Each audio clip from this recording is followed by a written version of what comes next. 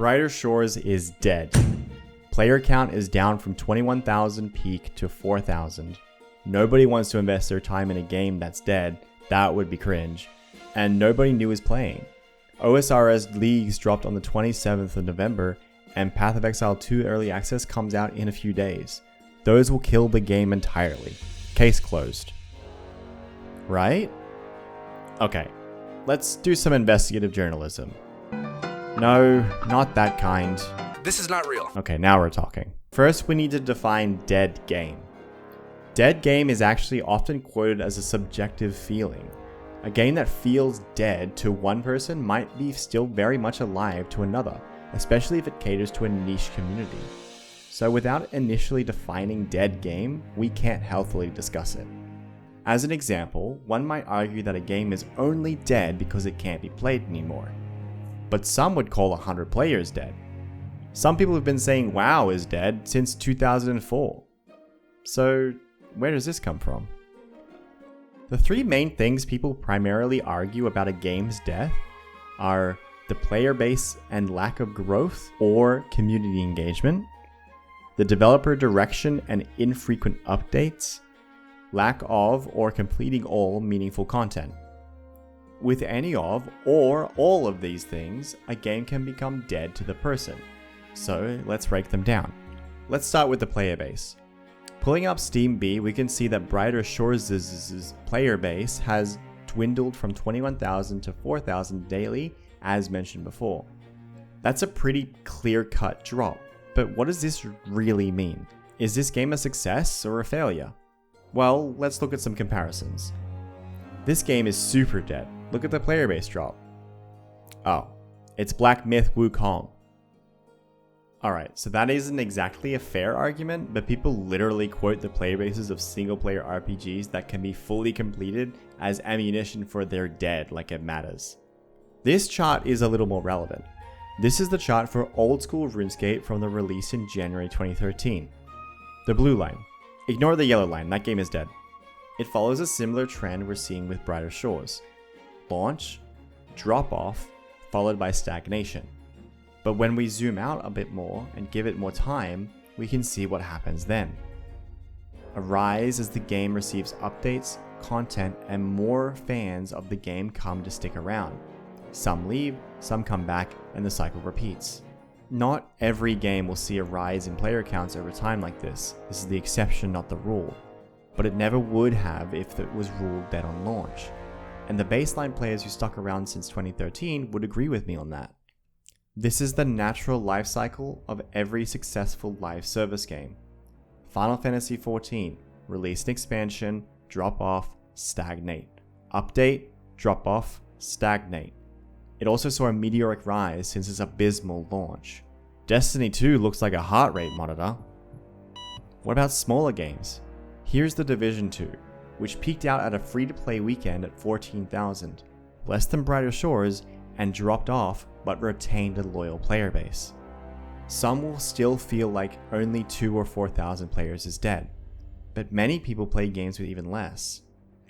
In fact, did you know that we're on track to see over 17,000 games released on Steam in 2024 alone, and only 3% of those have received over 1,000 reviews. Half of them received 0 to 9 reviews, which you will never see. And no, it's not all AI slop or food clones. These are games that real people worked on. The point is, Brighter Shores is not a numerical failure by any stretch of the imagination. It has found a loyal player base. We need time to see what happens with it. A cohesive vision for the development of any product, including video games, will be integral to its success. Sometimes you get 10 years of development and get Concord. And sometimes you get a No Man's Sky. Now, while No Man's Sky blurs the definition of live service, their commitment to constant improvements and updates to the game brought it from one of the most negatively reviewed games on Steam to what some consider is the best comeback story in dev history. I'm getting a little ahead of myself here, but the point is, updates and attention work. So what's Andrew's commitment to the game? I have no bias towards Andrew himself, and I'm often critical of the game because I want to see it improved. so I'll stick with the facts. In between the launch of the game on November 6th and today, which is about 28 days, we've seen 11 updates, many of them back to back. Those updates consist of one major feature, about 50% quality of life, and then 50% bug fixes. I've personally emailed the team multiple times about bugs, and they've shown up in the following day's patch notes. Okay, so what about long term? Well, in the game, we see multiple references to episode 5 through items. We also see that episodes 6, 7, and 8 are named in the game files. Due to the way that the episodes link to each other, these must be at least planned out in some form first.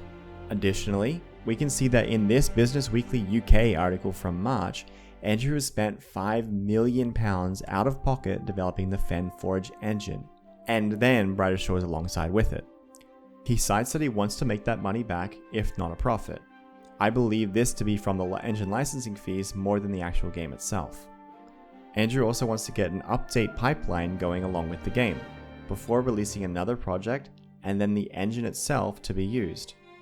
In essence, we've barely scratched the surface for his vision. This all points to me that he's not going anywhere anytime soon, and won't let the game die. As for the direction of the game, we just need a little trust with that. The game's going to be shaped by the community. Don't forget that RuneScape is still one of the biggest MMOs ever, and in 2007, the game was dead because they killed it by removing the wilderness entirely. And finally, that leaves the content. Often, games are regarded as dead on arrival because there's no endgame content or it's beaten too quickly. Some people play for a month and then unsub, waiting for the next patch, as seen by the player counts earlier. This is tricky because it's definitely subjective. I could take the stance that there is effectively over 10,000 hours of content because it's going to take that long to get to max level in every profession, but I do my best to not be a disingenuous asshole. Sometimes.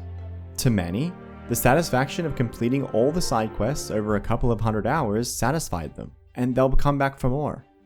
For others, it was the main story. Some people are simply grinding free-to-play professions up while they wait for new content. And others will disregard the entire game the second that they see they get a green flounder instead of an orange flounder at level 6.